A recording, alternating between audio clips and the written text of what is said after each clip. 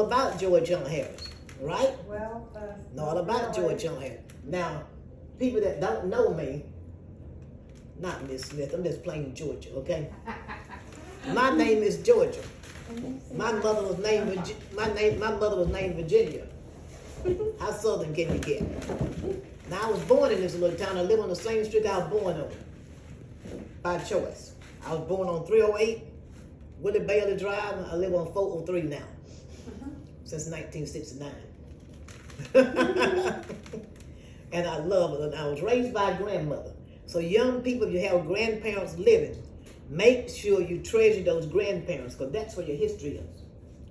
Don't wait, and as grandmother said, hee-haw over it. Don't wait too long to do it, because it took me a long time to get some history out of grandma. Grandma passed away 24 years ago at the age of 110. She was the oldest person in the county. Perfect memory. So young people, when you start to forget, there's nothing wrong with your mind, she said. You got too much on your plate. And we have. We try to remember too much stuff, don't we, sir? Yes, ma'am. All right. Now, I was telling them something this while ago, and I'm telling the young man was here this morning from Charleston, South Carolina. And I was telling them something. I say, now the street I live on is something I don't understand. I don't understand. Young people, I want y'all to hear this. Okay, you hear this, young lady? There's something going on that's bothering me. See, I was born, raised, went to school, and graduated doing segregation. I saw more unity then than I see now. Something is wrong. I'm upset. The man above is upset, and I can tell it. He's definitely upset. The street I live on had 2 white families living on it when I was a child. We all played together. We all ate together. We couldn't go to school together. We didn't care. We loved our schools. And that was just it. But it was back during the village concept. If I did something wrong at your house, I got my back end torn up at your house. Then when I got home, I got another one. That part I didn't understand. Because I had one, why I have 2. And that's just it. But I started to ask Grandma questions about our family, and older black ladies, keep this in mind, older black ladies don't tell too much about their history.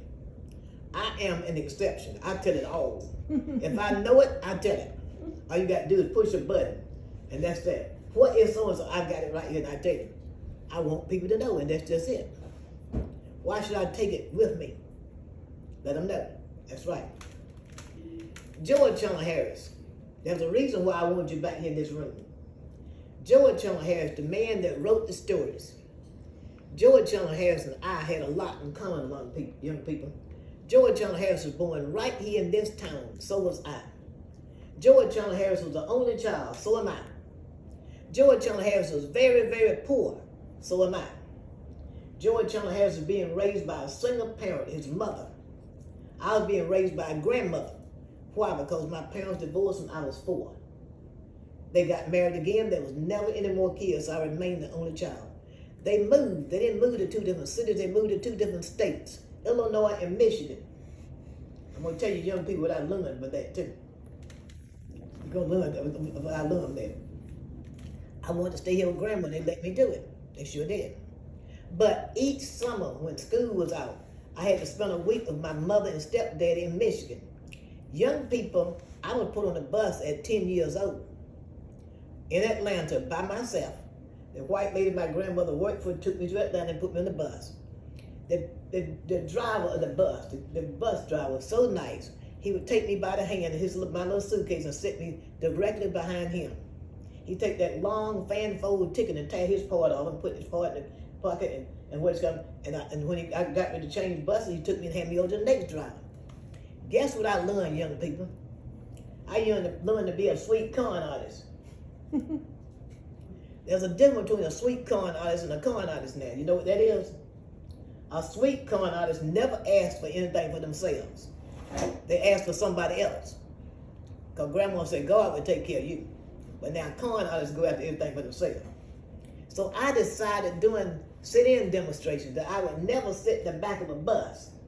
And I didn't. I decided that every time I got on that bus, in the Christmas time, that one week during Christmas, I rode the bus from Atlanta to Chicago. to my dad and stepmom. I always sit directly, I got down, I get on the bus by myself. I sit directly behind the bus. And all y'all white folks sit behind me. And nobody said anything. Well, they fed me all the time. Candy, cookies, sandwiches, and everything. Everybody fed me. And I was sitting and look, this is sweet, what's coming? and just eat it up too. But I had a ball doing it. But George Chandler Harris, bless his heart, I told him that he loved to read, so do I. Reading caused me to have a vivid imagination. I'm one of my old-fashioned grandma and great-grandma. I've been married 62 years today. Wow. Oh, I went home for lunch, he didn't even remember it. I'll let him have it when I get home. As you know what the day is?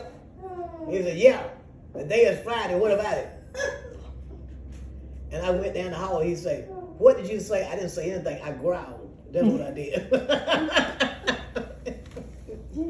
But we got 6 grown kids, 15 grandchildren, and 16 great-grandchildren, and 1 on the way. That's right, that's right. Wow. And what do I do when one get into something in my house? I point, and you move. Because I'm old school. I'm not going to spend my time talking, and they know they better not interrupt me when I'm talking. And that's it, and I talk quite a bit, so they don't get a chance to say anything. But George Chandler Harris, bless his heart, there's a lot of things people don't know about him. George Chandler Harris was very smart. He was very smart. And we were taught in school that reading was a window to the outside world. You open up that window and the whole world comes in. Yes, in school I got in trouble. I would sit there sometimes like this when the history class going on, and my teacher would say, Georgia, I don't know what country you're in, but you better get back here. Because when I read, my imagination is so vivid that I can see landscapes, people. I mean, I really love to read. I get into it. That's just it. Well, George Chandler Harris, bless his heart, he didn't care too much for going to school. He was smart as a whip. Why? He was teased, young people. Some of y'all don't do. See, George Chandler Harris was short and red-headed and freckle-faced and had a slight stutter. There's nothing wrong with that. But when he went to school, the kids thought it was. They teased him so bad he formed a complex, one that he kept the rest of his life. He became so shy and timid that years later, they wrote all these Uncle Remus stories. Did y'all know he was never able to stand before a group and tell a story or read one because of that? It still makes me good and bad. Now, what did he like doing? He liked going to our post office, and the postmaster would say him all discarded newspapers and magazines so he would just read. And there was one newspaper he loved to read. It was called The Countryman. Remember that, The Countryman. The Countryman was printed on a plantation right here in Putnam County. Young people, that's the only newspaper printed on a plantation in the southeast. Now, who owned that newspaper? The reason I want you back here, that man back there, Mr. Joseph Addison Turner. Now, who was he? He was a statesman, a lawyer, a writer, printed a newspaper, also furniture was made on his plantation. See that little table over there in the corner? That table was made on his plantation in 1855. That's right, 1855. Not 1955, but 1855. That's right. Well, George Chandler Harris, bless his heart, he was down in the post office one day, was reading the newspaper like mad. He seen Mr. Turner a couple of times come in the newspaper where he would come in to pick up his mail. Come in the post office, he'd come in to pick up his mail. But that day, George Chandler Harris was just reading like mad. And you know what happened? He got hold to an ad that was in the newspaper. And this ad goes something like this. It said, "Want it? An active, intelligent white boy to come and learn the printing business." And it's dated March the 4th, 1862. What was going on in 1862, young people?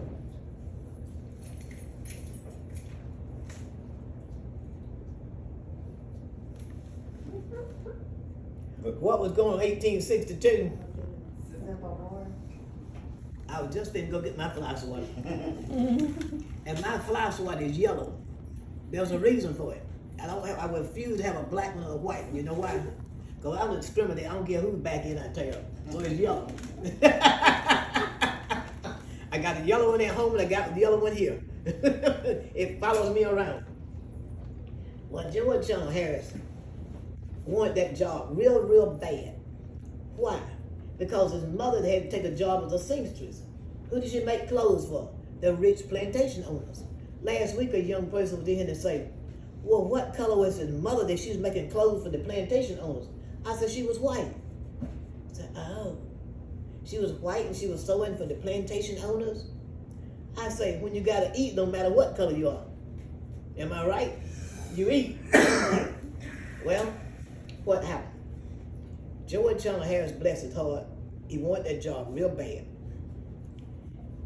So he asked Mr. Turner for the job. Mr. Turner gave him the job, but then you got another big problem. You know what that is?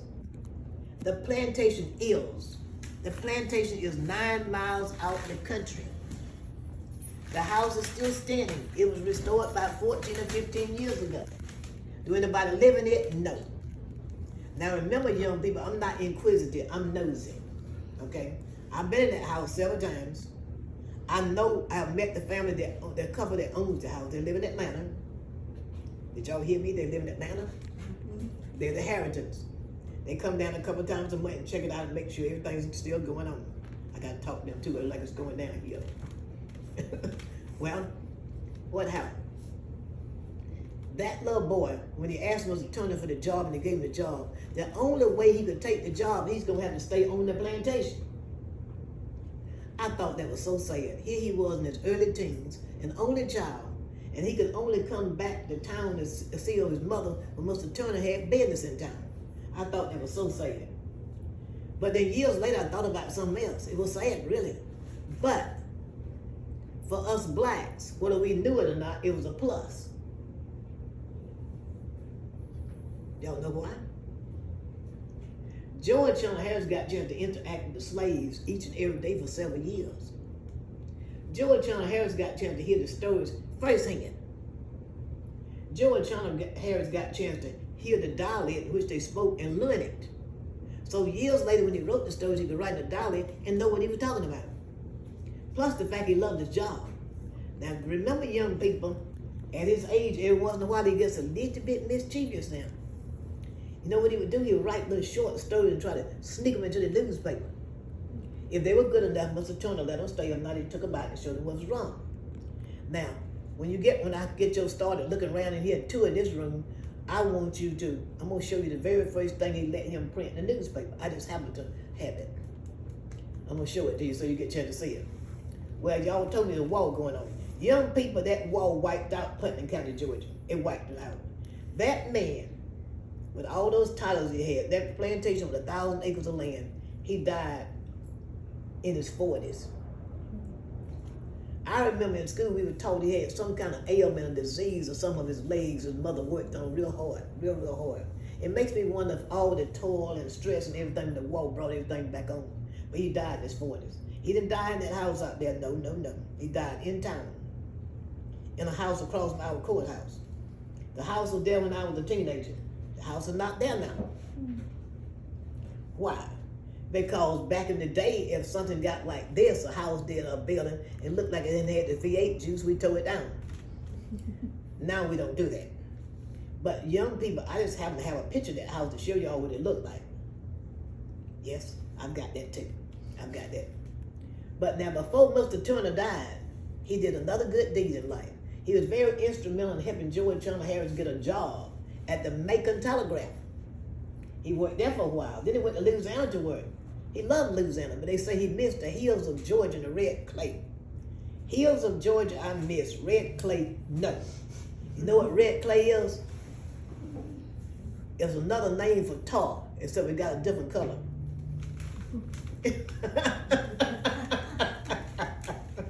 I like that, I just thought of that.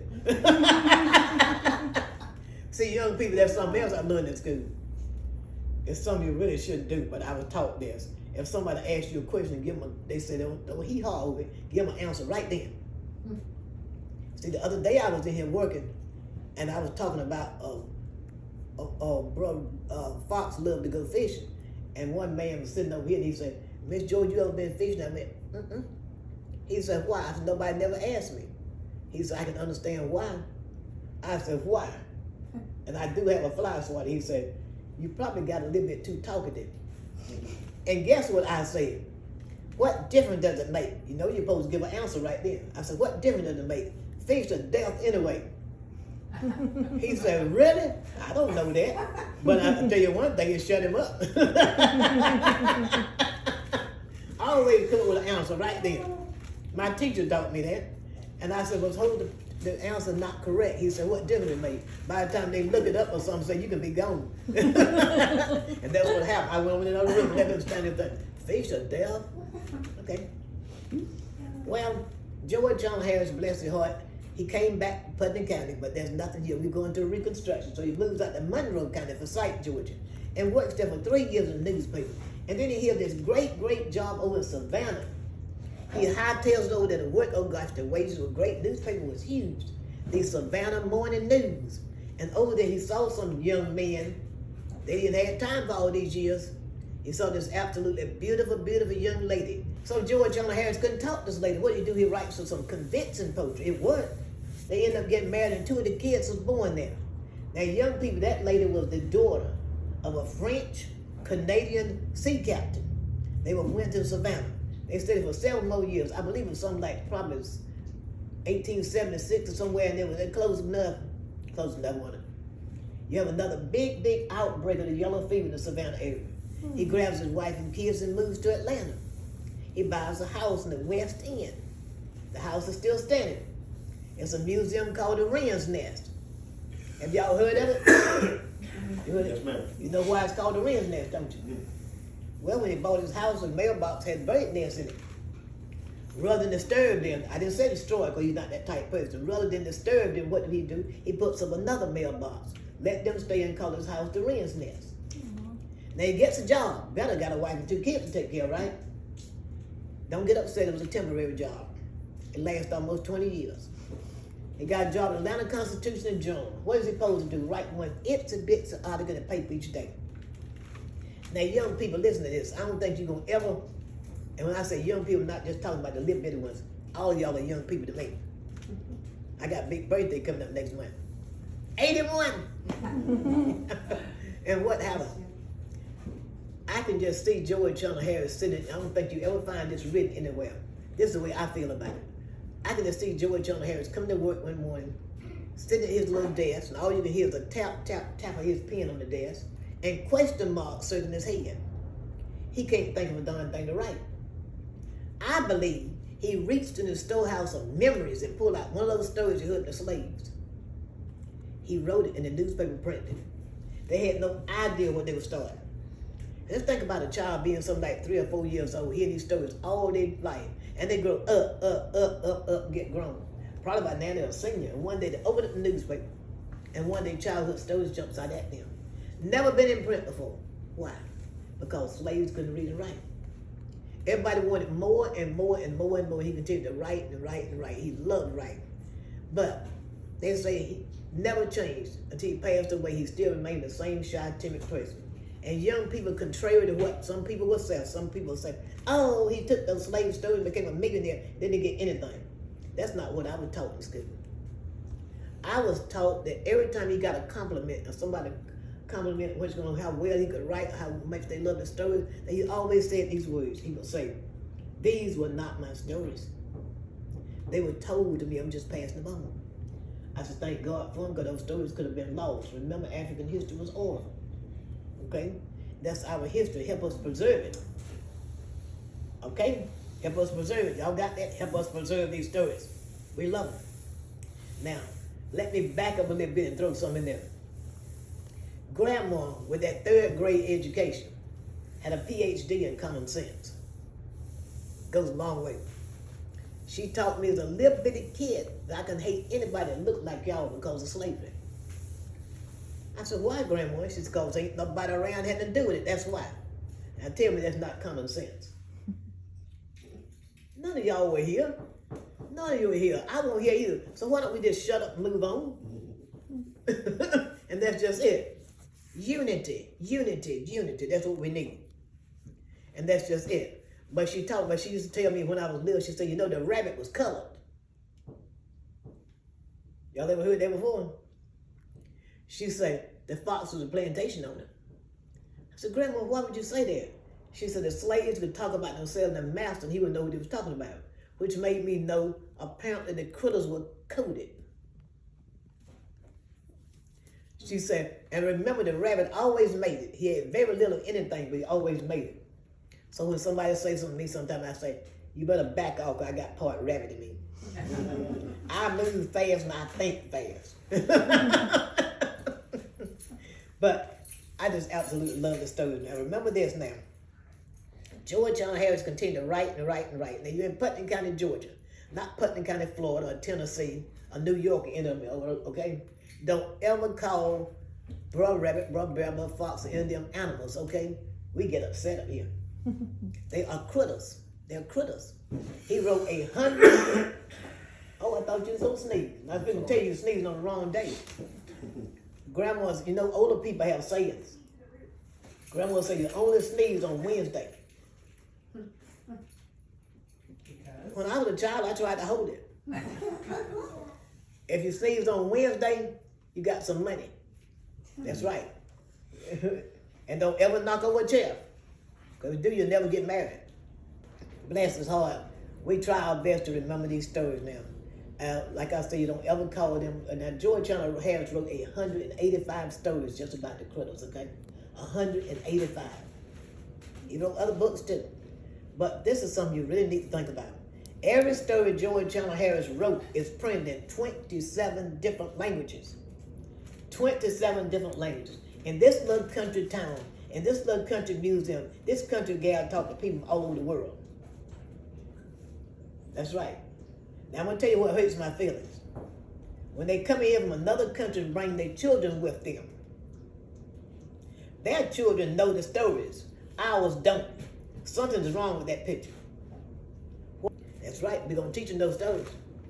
Because until the pandemic, I read with Kiwanis Club in both private school and public school in this town for the past 8 years. And at least once or twice a month, I threw in an Uncle Remus story. Nobody said had anything negative to say about it. And that's it. You see your critters out front, a man in this county, last name Lantz, just about this big. He goes down to Florida and gets cypress trees, and he sculptures those critters out there. This is not the only place where they are. They're at the butterfly garden. That's not the only place. My 15th grandchild called himself looking it up. He says that we're the only town that has a courthouse with Uncle Remus statue on it. We got Uncle Remus statue on our courthouse. If you don't believe it, go by and look at it. He's sitting there, and you got about this much room on each side where you can sit there and get a picture taken with it. But you got a solar box on the other side. Push the button, you hear me telling one of Grandma's stories. See, every story has a moral to it, has a meaning. She said there are two things you don't do too much of, young people. Don't brag too much and don't ever get too greedy. Because if you do, you'll lose your tail. I'm going to tell you about that, don't worry. I hate to see people lose their tail. And that's it. But George John Harris continued to write and write and write. And we're so proud that we don't know what the world to do. Because I tell people all the time, put the unity back in place, because you can't measure your progress if you erase your past. You need to know where you started out from to see how far you've come, and you know how blessed you are. I'm blessed. I enjoy life every day because I wake up in the morning and say 2 words, thank you, and then I get greedy. I ask for 3 things. Not candy, or cake, or pie, or something like that. I ask for strength, guidance, and wisdom. And I go my way. And I drive at least 5 people nuts before lunchtime. I got 2 vacancies. Anybody want them? Now, let me tell you something. You know why you're back in this room? Because I want you to know about that man right there, Mr. Joseph Allison Turner. How did we get this room? This is not a slave cabin. This is a wing off a plantation house that came from Warren County, about 52, 51 miles east of us. It had been brought in here before because Glenn Eskew, a history professor at Georgia State had bought it and put it behind his house. Well, this lady moved to Tennessee State, 30 years. She passed away in 2004 in Levinson and Will. We were able to get this building, bring it here intact. Lost a couple of trees getting it, but it's worth it. This is way over 100 and some years old. These floors are the original. This is heart of pine. Now, not H-A-R-D of pine, but H-E-A-R-T of pine, because it's the inside of the tree. Okay? It's the inside of the tree. This stuff don't rot. This is the original door. When you're looking around, looking at clothes, you can tell it used to have a cross on it. That's right. What did we do with this building? We made this into an interpretation of Mr. Joseph Allison Turner's library and office. Nothing back here is donated. Everything back here is on loan from the family. That little table over there in the corner is on loan from the family. That desk right there came out of the plantation house. These books over here in this case was out of Mr. Turner's library. He had a vast library. That secretary, that piece of furniture right there, the family didn't let us have that secretary, but there's a picture to the right of it that shows what it looks like. To your right, you'll see a picture of it. They let us commission a man to make that one, which still makes me good and mad, because that man was my patient for about 20-some years. I didn't know he could make furniture, and so I'd have been yelling about something. Now, while you're looking around, I want you to make sure you look up beside that wall, because I got a newspaper up there, one of the countryman newspapers. In that right-hand side of that case, you're going to find a picture of the house where Mr. Turner died when he died in his 40s, okay? Now, while you're looking around, I want you to be very, very careful, okay? I mean, very careful. Tread lightly. That case back there, that'll take care of him, ma'am. Don't worry about it. That case back there with the glass door has a medicine chest in it. From the silver wall, still has medicines in it, potent stuff. One whiff and you be doing a country two-step out that door like Brer Rabbit. We don't have an antidote, okay? Okay, I mean, just back up and look. I don't want nobody sniffing. A doctor was in here about 2 weeks ago from Macon, and she said, she named everything. Blah, blah, blah, blah, this, blah, blah, blah, blah, blah, blah. And everybody was so impressed, and I was standing there looking just as dumb as could be. And she says, do you know what in those medicines are? What they gave back in those days, you know it. She said, what do you think about it? And I said, I figure everything was opium. And she looked at me, and everybody started to laugh, and I said, probably was. I think back in those days, just like in the Western movies, somebody's leg got shot, hey, just laid them out on the table and sawed the leg off. And they didn't get infections, y'all. Ever thought about that? They didn't have penicillin there and everything else. They just sawed it off and kept going. But now the chairs up in the wall, like hanging up beside the wall, my grandmother lived to be 110. She would hang chairs up like they were not that high because she was my height. And I would say, Grandma, why you hanging the chairs up so high? And she said, I hang them up on the wall. And she said, leave more room on the floor. So when somebody come to visit, she would take down the chair and say, hold it, let me give you a sit-down piece. She never did call it a chair, so sit-down piece, and she would hand it to you. But now, everybody that don't know it, I want you to know how we keep our little museum open. Like I was telling you earlier, that we keep our little museum open with our little admissions and what we sell.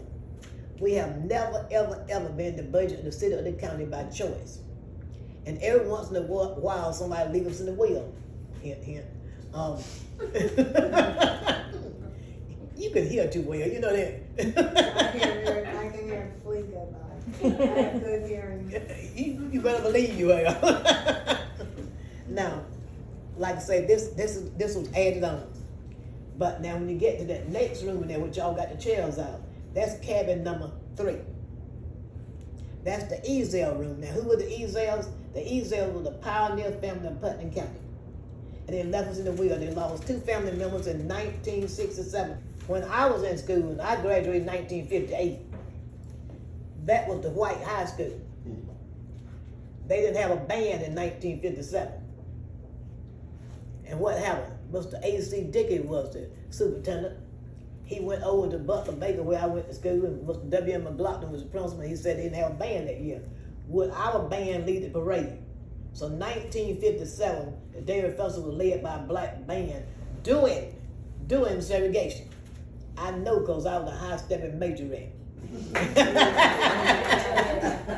And what our band director say, he said, I want you to pull them shoulders up, throw their head back, and I want you to prance like young ponies. Now we picked them up and put them down. And we each got a Coca-Cola and a big barbecue sandwich for doing it. We were so happy we know it didn't. But That's what I was telling you. This little area really has a good bit of unity. You know what I'm trying to say? Good bit of unity. That happened back in 1957. It sure did. Yes, now it was elementary school. It's elementary school. It's a darn good school system. Now, so when you get in the easel room, let me tell you about the easel room. You ladies don't get upset now. Well, I guess that better make you upset. Did you know there was a lady's picture on paper money back during the Confederacy? Oh, you knew it, eh? You knew it. Out.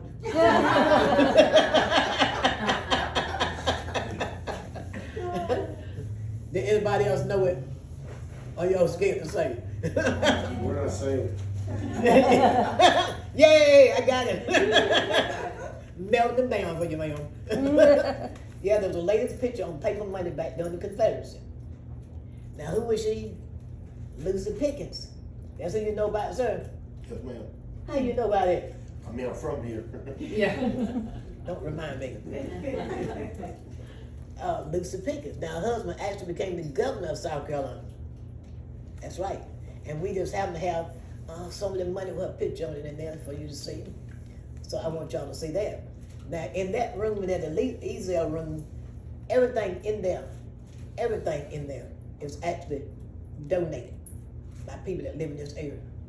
I want to show you that picture, the old man and the little boy that Mr. Wendell Taylor from Columbus, Georgia painted. That big picture, I want to show you that and tell you something about it. And you got a bunch of other things like tools, like rakes and stuff like. But like I said, everything in there is now young people be very careful when you look at the tooth pullers, okay? Because they make your teeth hurt even to look at them. You got them in there too, in the next room. Now when you get in the first room, in the front, the very front of the museum, remember that's 2 slave cabins. That's not 1, it's 2. 1 would have never, ever been this big. So what happened, part of that cabin back behind the desk used to be on our courthouse square when I was a child. But back in 1963, they took it apart and brought it down here, and they got another bigger one and brought it in pieces, and they put them together and put a roof over the entire thing. They put floors in. Why? Because slave cabins had dirt floors, okay? Everything in there is donated in the first 2 cabins except Uncle Remus and Aunt Minerva and my paper mache dolls that's sitting beside the fireplace. They came from California, sweet corn artists, remember? Did I not tell you what a sweet corn artist is? There's a difference between a con artist and a sweet corn artist. A sweet corn artist don't ever ask for anything for themselves. They ask for somebody else, okay? Con artists go after everything for themselves. Right? Right. But, and we are so proud that we don't know what the world to do. Now, you're going to see cotton in there. Remember, we don't grow cotton in Putnam County. Answer if you need to. Remember, we don't grow cotton in Putnam County. Now, Putnam County folks, you know why we don't grow it, right? The boll weevil. We did something you're not supposed to do. I think in the Bible, correct me if I'm wrong, it tells about rotating crops, does it not? We didn't rotate crops. We just grew cotton and cotton and cotton and cotton and fields of cotton and cotton and cotton and just wore the land out. But now, we were rescued. Everybody needs each other. Unity. We were rescued by a Yankee. Dr. Benjamin Hunt. Now, when I was in history class in school, my history teachers wanted to strangle me each day. They said I asked too many questions. And if I didn't like the answer, I'd protest. Even back in those days. Or I'd protest. I didn't think he did it because of that, because us going belly up. I think he did it because he was in love with one of Putnam County's Southern Belles. Her last name was Pruden, P-R-U-D-D-E-N. And they were filthy, filthy rich. And she went up north visiting, and he met her. He just fell in over heels in love with her. But she wouldn't stay. She came back home, but he followed her. Now, he finally got her. They got married. And he renovated this house. The house is still standing up there on Madison Avenue. You know where the house is, young man? I think so. I'm not sure. It's across from our library. Mm-hmm. It's still standing up there on Madison Avenue. What happened? It's had umpteen owners. It's got some new owners now, and they renovated the house, okay? Now, remember this. That house has a ghost. It has a ghost. If you go to the library and get a book called White Columns of Georgia, you will find it in there when you pull up Putnam, look into Putnam County. Sylvia the Ghost. That's right. It has a well over the left-hand side on the front yard. I had a couple here the other day, and they didn't believe it. They were a black couple. They didn't believe it. They went there 3 times and couldn't find the well. I said, I don't think they moved the well. It has a dorm lid to it, so I drove there, sure that the well is there. That well used to have a tunnel in it. A tunnel inside that well that went all the way underneath the town, all the way through town, underneath the town, to the depot over there. Putnam County's Underground Railroad. What can I tell you about how the rabbit lost his tail? Do y'all mind if I tell y'all that? Well, raise your hand if you ever seen a real rabbit. What kind of tail do they have? The white fluffy one. You are kidding. That's not the kind they used to have. Did you know they used to have a big, long, fluffy tail? Like a squirrel. Prettier than a squirrel. And you know what happened to it? The rabbit spent half his time bragging. Oh gosh, he was so proud of that big, long, fluffy tail. And remember that the critters, they didn't walk on all fours then like they do now. They walked upright like us. They walked upright. And he just walked around and bragged with his tail. Sometimes he was taking this, shake it like this, and he said, look at my big, beautiful tail. Nobody has a tail like mine. I got the most beautiful tail in the whole world. Sometimes he throw it on his shoulder and just walk. Now who is he talking to? He's talking to the ladies. Sis Goose, Mother Duck, and all of them. And they're going, ooh, ah, this is butter. But now Br'er Fox loved to go fishing. He loved to go fishing. But he didn't like fishing by himself. But he can't go fishing Brer Rabbit because he's busy bragging about his big, beautiful tail. So he said, I'm going to try it one more time. Just one more time. He says, Brer Rabbit, I'm going fishing in the morning. You want to go with me? He says, I don't know. According to what I got to do. So the next morning, Br'er Fox got his pole and threw it over his shoulder, and he got stripping down the streaks. He says, and Brer Rabbit over his side talking to a bunch of ladies. He said, look at my big, beautiful tail. Nobody has a tail like mine. I got the most beautiful tail in the whole wide, world. And the day is not Wednesday. So I won't get any money. You only sneeze on Wednesday. Well, remember.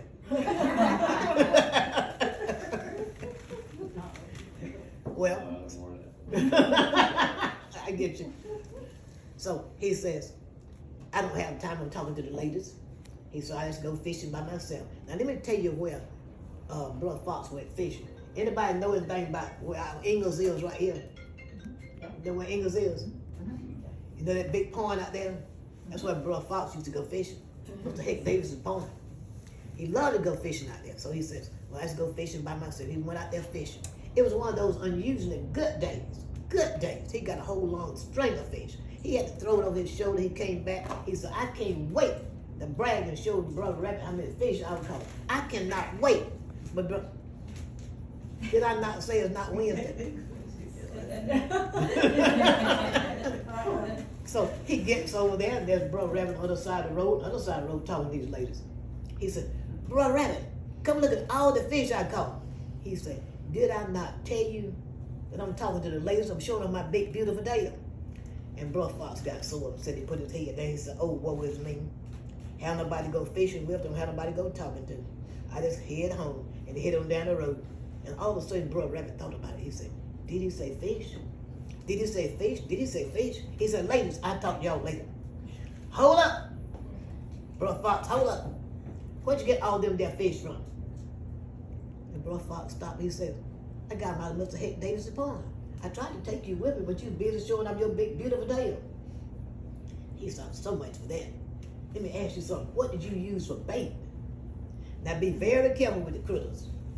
When they start to smile and move from side to side, they finna play a trick on you.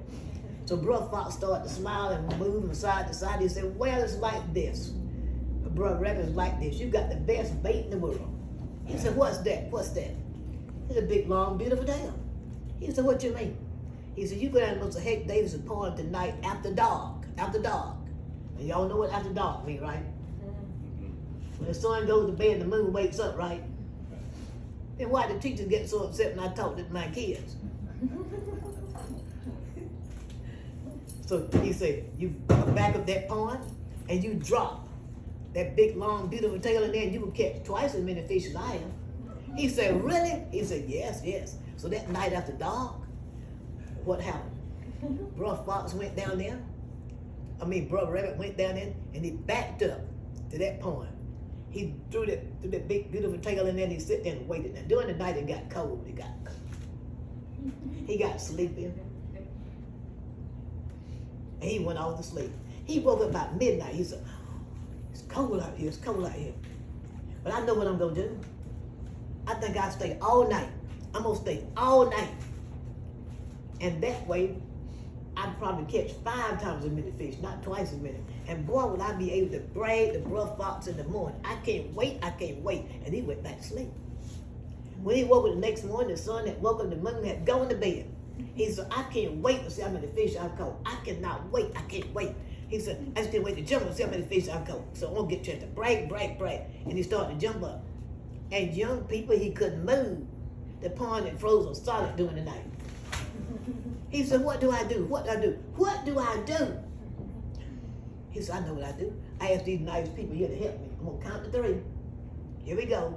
1, 2, 3. And he jumped up real fast. All you could hear was rip! Ripped that long fluffy tail off and rabbits had little cottontails ever since, and my nose is still growing.